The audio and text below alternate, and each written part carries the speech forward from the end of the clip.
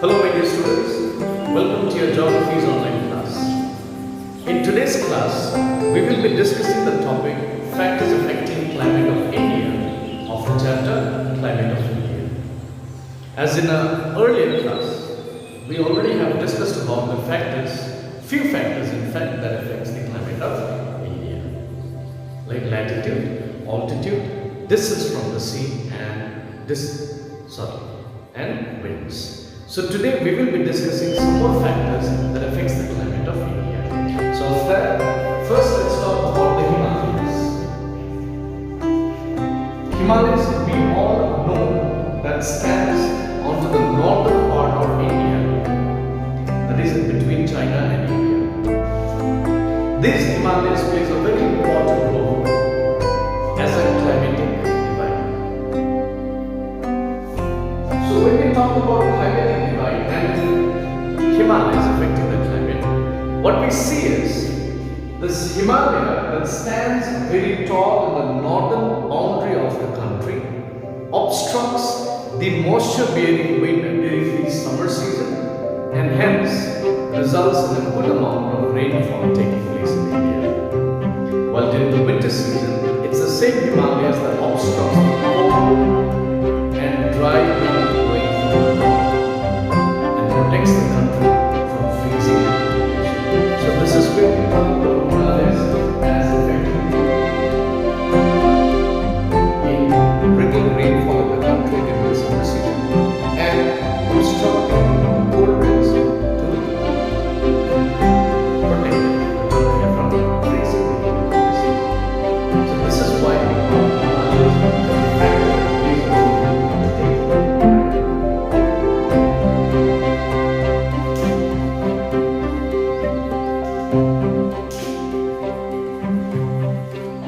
Now the next factor that we talk about is physiography, which is very similar to the Himalayas.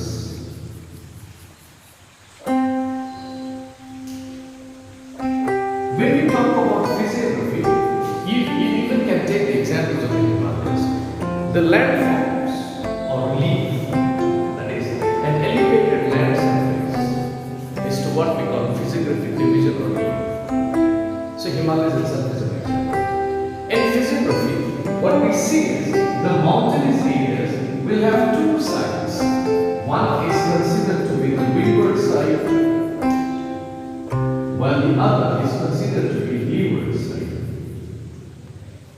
The windward side is to the side of the mountain that obstructs the wind or that is hit by the wind directly. And the other is the leeward side, that is the one that remains exactly opposite to this windward side.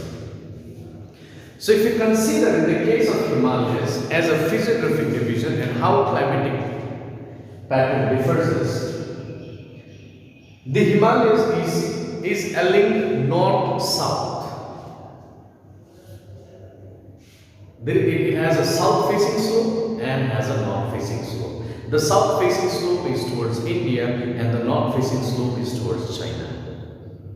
Now the south-facing slope, they receive good amount of sunlight as compared to the north-facing slope. So you can say the south-facing slope of the Himalayas as a part of the physiographic division is much warmer than as compared to the northern-facing slope. This is in case of temperature variation. The other cases, in physiography, what we see is the landforms, they tend to obstruct the wind that blows in the area. So, to the side of the mountain where the wind obstructs is known as windward side, as already discussed, and its opposite side is known as leeward side. So here, what role it plays is that the rainfall in such a region where it occurs or when the wind carries this moisture striking to the mountain on the windward side, we experience more amount of rainfall, and at the leeward side the rainfall is less. For example, the Western Ghats in South India, you see, it obstructs the moisture bearing wind, that is the southwest monsoon. So when it obstructs, you can take two places, for example Mumbai, and the other place in the same state of Maharashtra, Pune. So you see Mumbai and Pune are two different cities of the same state, Maharashtra. While Mumbai is located in the windward side and Pune is located in the leeward side. So when the wind blows from water bodies and is obstructed by the Western Ghats, Mumbai receives more amount of rainfall, while Pune being on the leeward side, it receives very less amount of rainfall. So this is as such that physiography tends to affect the condition of a place. The next factor on to discuss about is jet streams.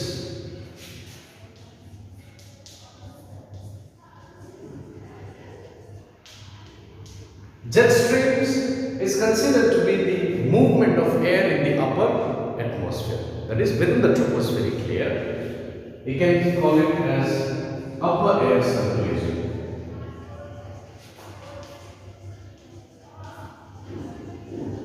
Now this jet stream blows almost over 6 kilometers from the sea surface. That means at a height of 6 to 8 kilometers, there is a movement of air mass, and that is known as jet stream. Now this jet stream helps us a lot in bringing winter rainfall by attracting or by dragging the western disturbances, that is a temperate cyclone that originates in the Mediterranean region, towards Indian land masses, and this is where during the winter season we receive some amount of rainfall, and that rainfall is known as western disturbances, which actually had originated in the Mediterranean region as a part of temperate cyclone. So this jet stream helps in bringing rainfall during the winter season and thereby affecting the climatic condition of the country. So how it affects us? With the rainfall that occurs in the low-lying region during the winter season, it tends to decrease the temperature condition, and hence a freezing condition occurs in the higher levels of land masses, thereby causing huge amount of snowfall. So this is an effect of jet stream. So these are the few factors that affects the climate of India, including latitude, altitude and distance from the sea, as already discussed earlier. So this is for the class today. In next class, we will be talking about the different seasons that India experiences based on all these factors. Thank you class. You all take care and stay safe.